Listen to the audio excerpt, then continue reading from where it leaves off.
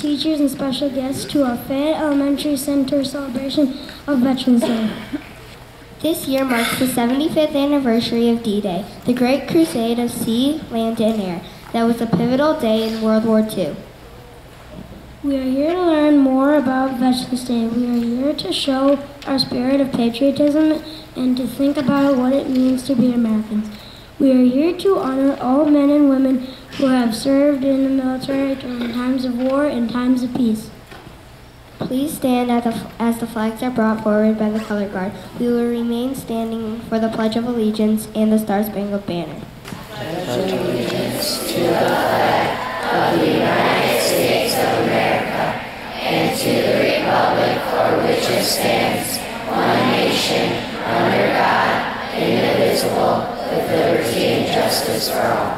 On September 14, 1814, Princess Scott Key saw the American flag waving in the breeze after the defeat at Fort McHenry.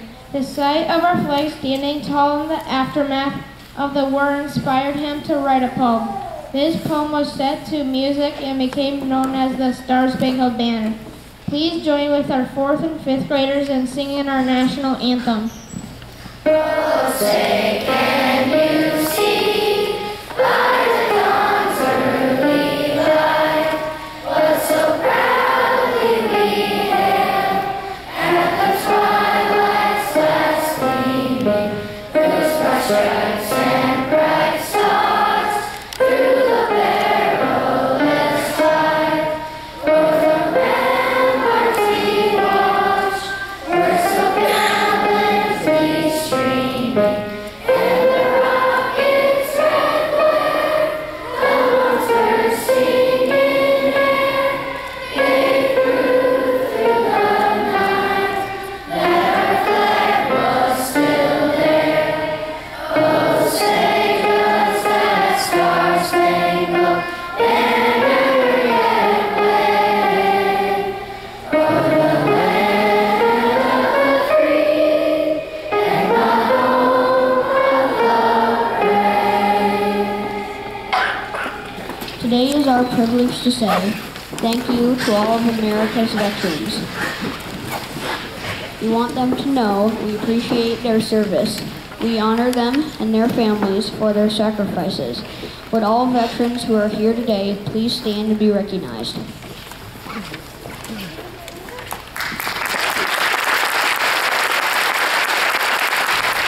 Today we are honored to have Mr. Alan Friedoff as our guest speaker. Mr. Friedoff grew up in Lourdes, Iowa and graduated from Crestwood High School in '67. Mr. Friedoff was drafted into the military in '69. He is retired from the Iowa Department of Transportation and was also a member of the military police. Please welcome Mr. Alan Friedoff to the stage. Let's see if I do as good as he does. Trent is my grandfather. I'm his grandfather. So, but in 1969, February 13th, I got loaded up in a bus from Cresco to go to Des Moines, Fort Des Moines. And the 14th of February, I went to Shreveport, Louisiana. And then from there, we got to go to Leesville, Louisiana, to Fort Polk, Louisiana. So then I joined, we got there at midnight. Of course, you know, midnight, you don't know how you got there, how you got in there. But anyway, we got off the bus, they gave us a place to stay. And then the next day, 5 o'clock in the morning, we started out all over again. We got our nice, beautiful haircuts, and we got our pictures taken, and over, so we got our dog tags. At that time, we had a U.S. number, which is a draftee. And I was a draftee because I had a number picked up. They had thought I needed to go. So, and then they had the RAs that were regular Army. So we had no choice to go, because if we didn't go, we didn't know where we were going to end up. So we went through our reception station, which says Fort Polk Reception Station, home of the infantry. And you know, that means you know where you're going to go eventually. Well, for luck, I went to 8 weeks of basic training. We got our, and then I got my orders for OJT, on-the-job training military policeman. at Fort Polk, Louisiana.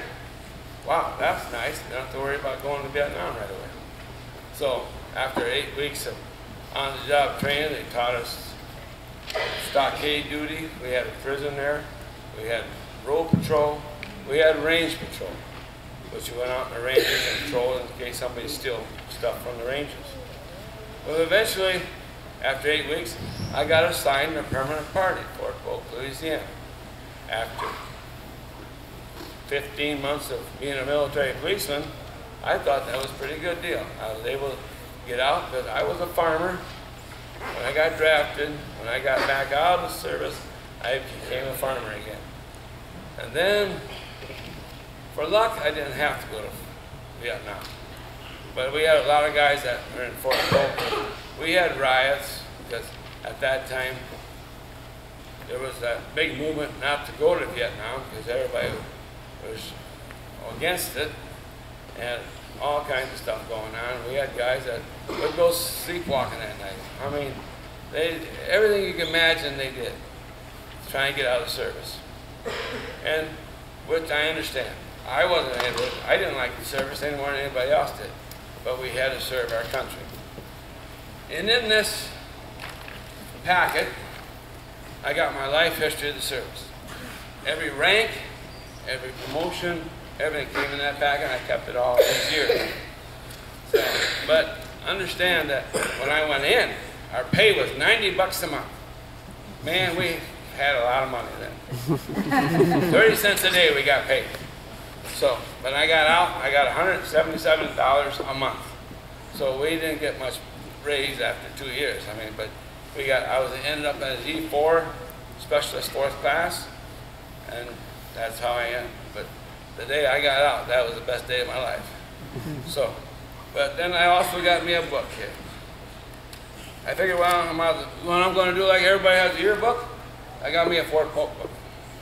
I got my guys that were in my company that were stationed with me in basic training, and they showed us what we all did. And there was about 40 to 50 basic training companies in Fort Polk, Louisiana. And they're all basic, and then you went from there, you got to go to the big fort. North Fort, Louisiana. Fort Polk, Louisiana. Which means you're going to go to Thailand, which means you're going to get trained for Vietnam. And that's what you did. And then that's when everything went to pot for most of the GIs, because they knew if they're going to go to Fort Polk up there in North Fort, they were going to go to Vietnam because that was the biggest push. We were running maybe 100, 150,000 GIs every week to Vietnam. So, and I seen them come back. I seen them leave from there. I was friends with a lot of them. So, it was a trying time. So, thank you.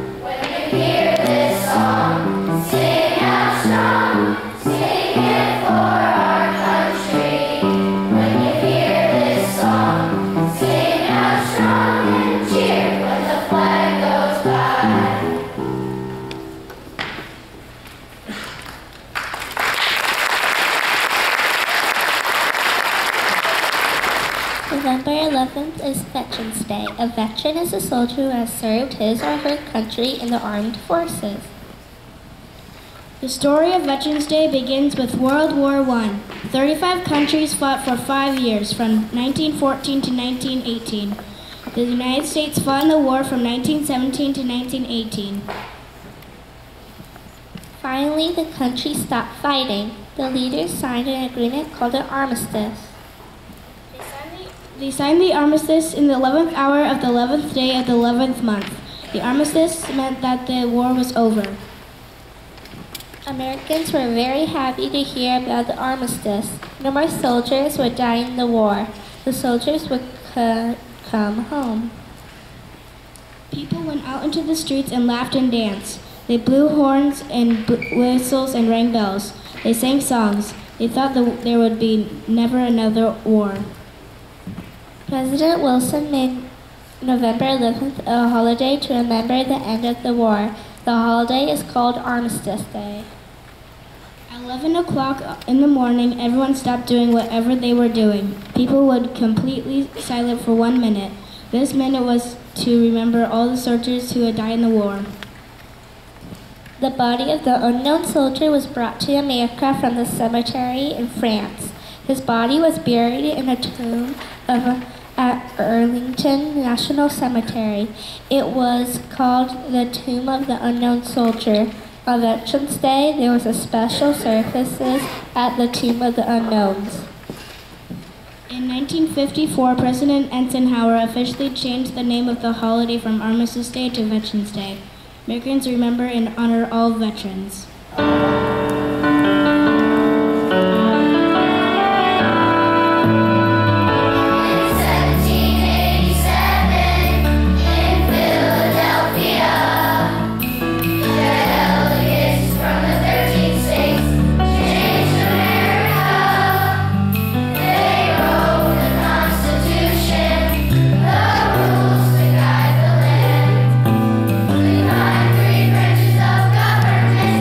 Today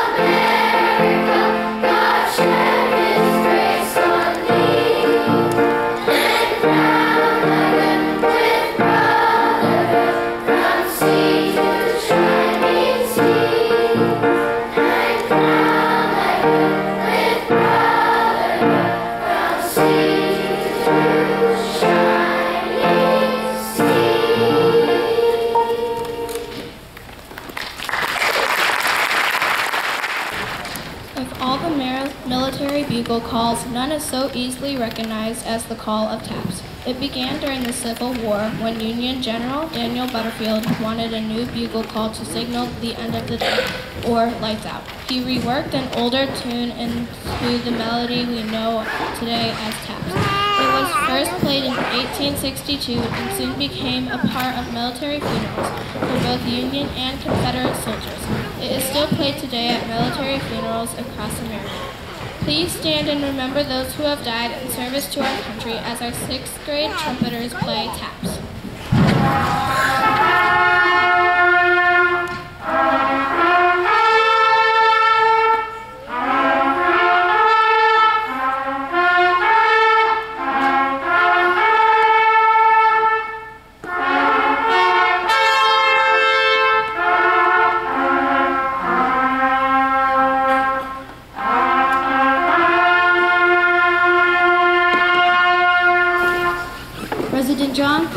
Kennedy said, "As we express our gratitude, we must never forget that the highest appreciation is not to utter words, but to live by them."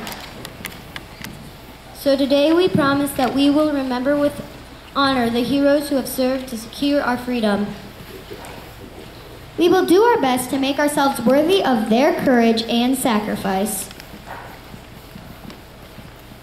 On this dawn's early light, we vow to do our best to live with the spirit by which our nation's veterans have so nobly served. The spirit of courage. The spirit of honor. The spirit of America. Thank you to members of the American Legion Post 339 for participating in our program. Please stand as members of the Color Guard retire their colors.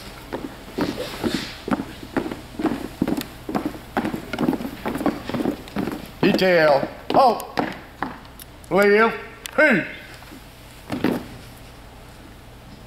Retreat the colors.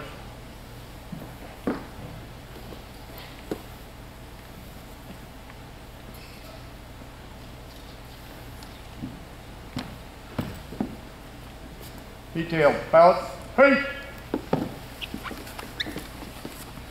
Flag front, forward, pause.